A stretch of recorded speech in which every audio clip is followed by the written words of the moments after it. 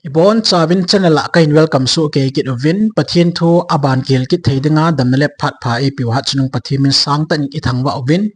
the sanctuary chung sang part 5 imlong tawe tu nai kheolim na diu chu 1844 koma ipi thil ani su ham hi nge athil su chu ni sei tawin ai la thu lut diwai ni vet be kit diwa hi o ipi le sanctuary chung chang pat pa na hung kil naw ban nei chahin ngai zo si pathian pathaina bu chi vintin bible thu di ta ikil naw le iza ho zo si hi igam sung i hobung sung inam sung la hagaw mi mal hin ku zo sia hagaw in ku asila yo si sim pathaiding pathin e mang cha taw hin ki chu ka taw na hi e ama sai subject wa chun Daniel bunget sang som la lin a 2300 days prophecy in sabin hi chu literal years 2300 years say nan hi in Bible timeline prophecy adinga a saw pen le short pen an hi in hi tabanga prophecy saw pen le short pen hi kinung pi taloding pizong ki pikit talo hil ding hi e so le hi 2300 years prophecy sunga hi major prophecy jo se ngui lung so ke hi e hi chu 457 BC kon ang kepana 1844 kumani ki chai in hi chi akichai kum 1844 la chu van ho bu a Christian lu na su thing na kin na to a thutan apat hi dan chu ni sei win hi ai le hi chi 1844 kuma vana ho bu su thing na thim gau thilmu ani gui hlun pe na chu leisi na jong hi agui hlung umem ti chu he tu nai ki do no mu chu ata ba a leisi na jong agui hlung anu min hi chu leisi na pathin a hobung jong su thing na ani pat ai e ya chu tu na pathin van hobu asu thing manga chu leisi na pathin a hobung asu thinga thutan na pat dan hi itabang ham ti chu thu lut diwa ini vet diwa in ya chun phat ke cha iningai diwa ka tip nom na hi we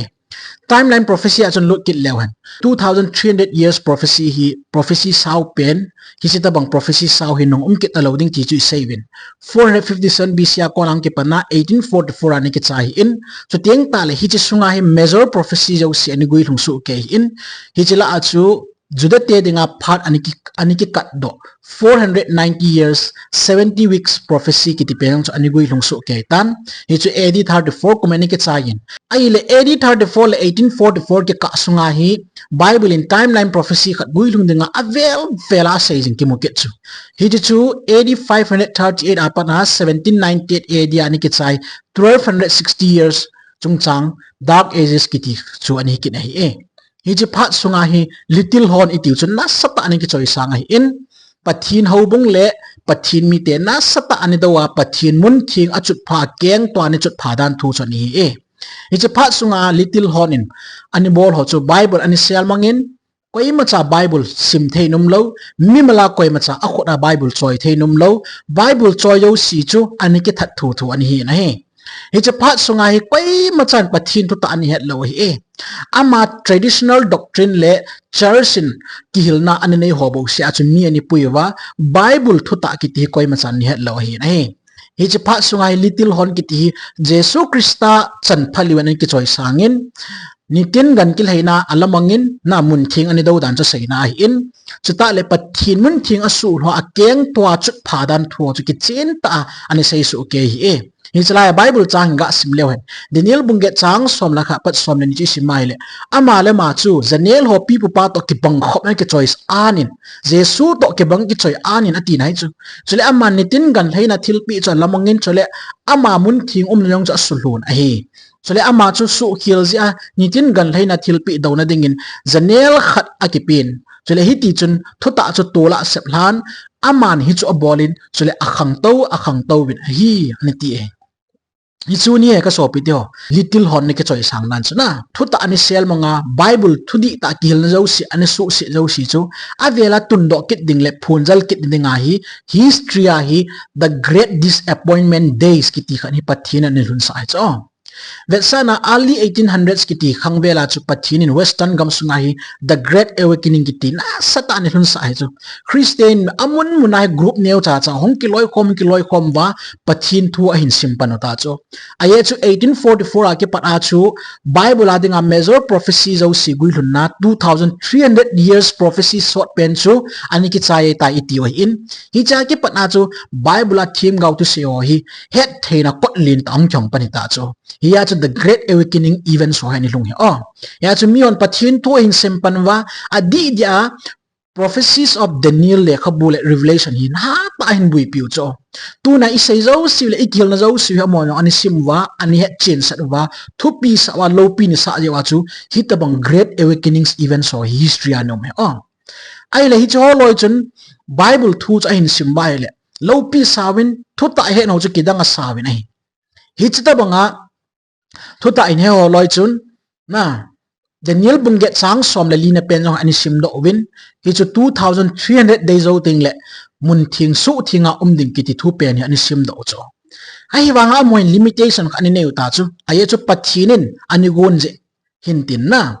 mun thing su thinga ding kitia Krista van hobo alut na ding thu pen chu amoin het chin lawa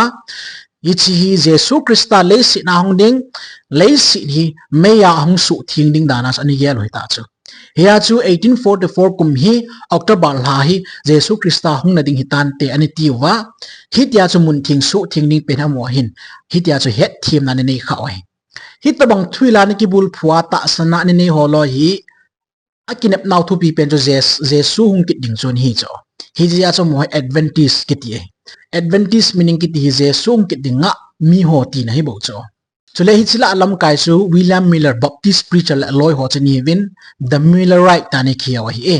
hi chi the Millerite ho loi chun i het sabang win 1844 October la Jesu ding tia chu last prophecy dung ya chani khilu hi mun thing su thing ding pen chu Jesu na ding am hon ni sei kha in aban ta le hit ta manga thu ni hil ho zo siu prophecy chung chang thu ni se ho zo siu chu na sata mitam ta he ni convince mitam ta ne thanuma ya chu 1833 le 1844 ki ka sunga hi amho revival ai million asim he ni zau su ke Jesung ding a hi ta ni se ho zo siu chu hobung chom choma ta san mi tam ta Bible thil di ngai sang ho jo ji chen di na sa wa ni pom su ke wi cho Suting ta le Jesung ki ding kinep na zala cha mo chen ain le alo zo siu agam le alai lo siu I lo hila api do loy op do loy anzu do loy azu do wa asum chup na Krista hong kit nga hom na dinga man cha the thia man cha dinga ni mang cha loy hi da chu mi hin khu ni man hoi ta cho hi chi the Millerite ho in Krista hong kit ding aninga pe mi vet nai le Bible ki sei dung zuya amon a het chan ani zui na le pathin thil gol kha ni lung thil cho hi in history da nga Jesu Krista hong kit ding nga ho to ani ki bang lo hi lo hi ve ya cha amwai very unique kha chon hi aye chu pathin program thil su khat ding agui lung om ji a chu hi da bang event si pathin an lun sa hi history hi zong le akinep naw bang lo ta chun Krista hong tapon ye chum the great disappointment kiti cho ani lung to ani lun lo ta in hicha konsun ata sanadat lo zo si chu ala si in akap in apengin athiloi jong nom tan akithat loi jong om tan chu ting ta le ethis ki su lo yo no mi nai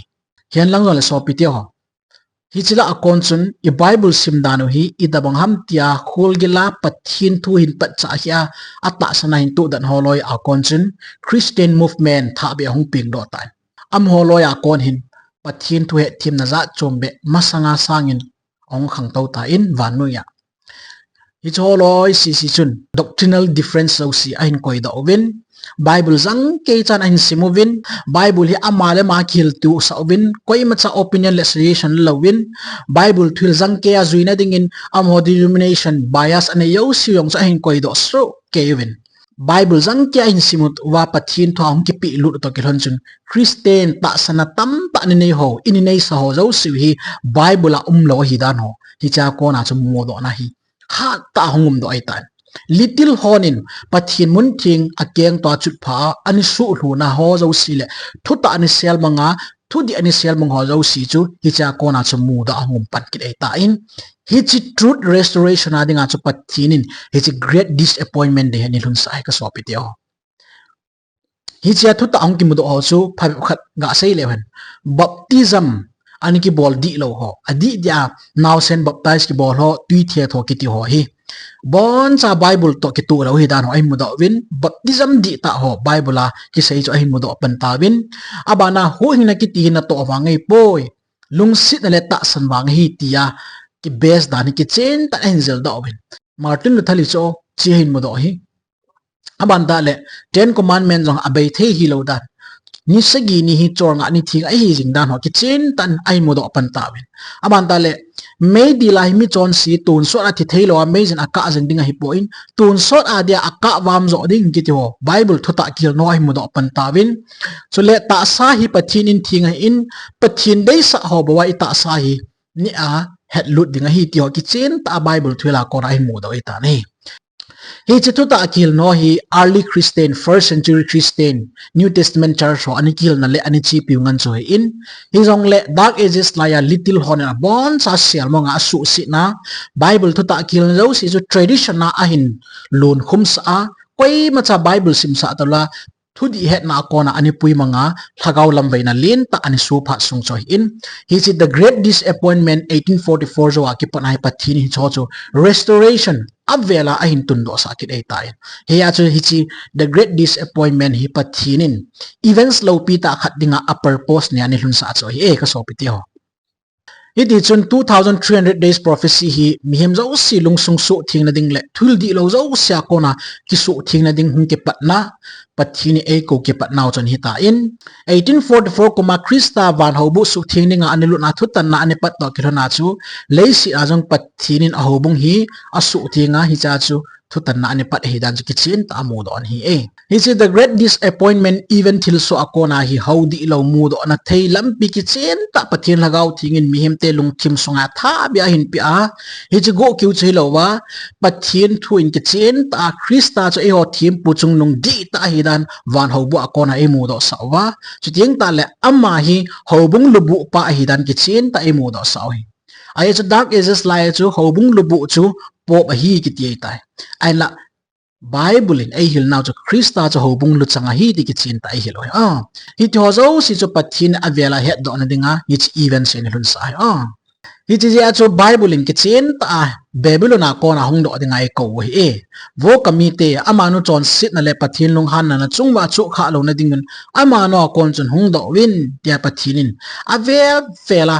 vanu ya ko na hong do dinga e ko jingu pathin mi te to ki loi khom ding thul di lo zo sia ko na ki kang se ding bible thu di ta ki bul phu ding vanu in khulang ti jong le pathin to ni ti na se ta dingam dinga pathina mi te a ko jing he ti ki chin ta ka phon do no ma he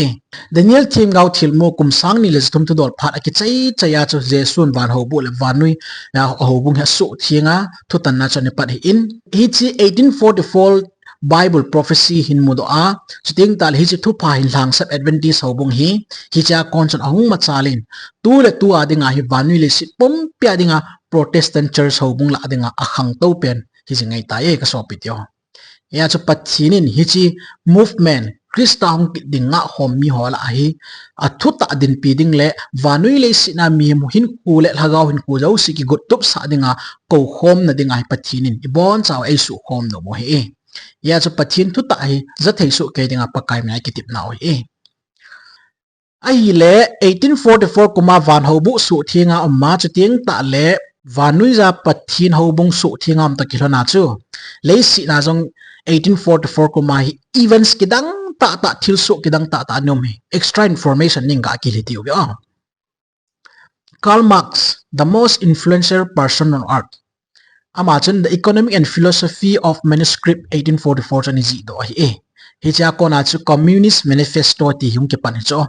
is a communist a ko na cha pathin do na sang ta hung ke pan cho na abana Charles Darwin theory of evolution lampi hin phu do na dinga natural selection ise chani ji do cho chi kuma hi mandala god is dead tia thun hil pa German philosopher Friedrich Nietzsche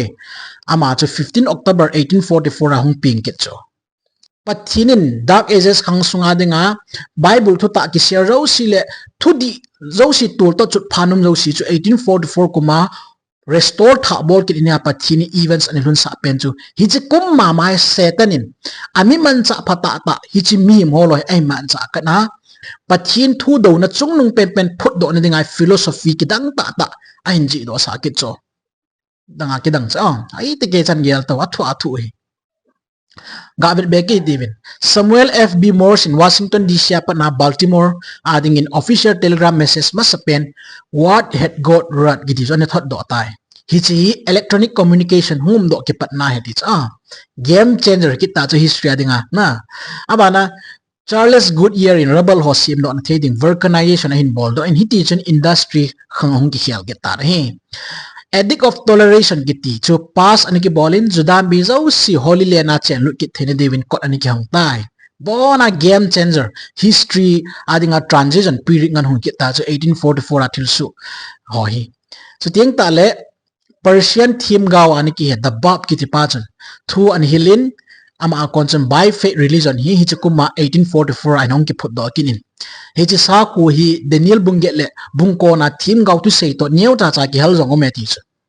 aban ta le Joseph Smith founder of Mormonism ki ti bang so hi chukuma ni ki thatna ama bana president pa chu Brigham Young kitin anung ji ho chu uta territory langa the Church of Jesus Christ of the Latter-day Saints ho to kitu kop sa in hi cha kon jawani pumpia hin lo so we ti chu abana Codex Sinaiticus kiti Sinai Bible khut ji akizi thol adinga Bible lui pen he chu Constantine von Tischendorf Egypt kamani mudo kumchani kine 1844 koma thilni so zo si velo chin game changer ngan cho so piti ho da ge jes laya kineo pain pathin thu ta ani vui manga Bible thu hildi ta zo si church tradition ngana ani khu khuma may va do lawan ko ya hi cho zo si 1844 kuma pathin great disappointment a kona ama thudi ki share si tha tun do kit thina ami a hin kai tho kina ai le hi kum ma chu satan hi ki pan kina to thim lo hila ami man cha thei ta ho ain man cha kina mi ki dang ta ho philosophy ki dang ta hin phu do sa kina hi dia chu pathin tu khan to dung zu ya leisi na ideology philosophy hung khang to kina hi dia chu zo thu le thu ta ki ti hung ki din te na khang chu hung ki pan che hung thu che kin hi cho the great controversy sile phaki do na kiti tu changya chi jinga pathini ni khating le ain su mang na ding ho chu he chi ho bu a ko na hi a map a blueprint ho cha ei mo sa jing ya chu sanctuary kiti hi Bible adinga the most important biblical teaching he ka so pi ti ho hi chi het lo wa hi le ibon chawa ima tha dung satan na to na het thim thei lo di wa hi ye chun pathinin a thuet thim thei nai pi jing taw han lang Part 6 akat ve kong kit dinga in very important adinga last topic kan say di hi chi adinga hi ai mi ma sanctuary ko na hi ai simsen lo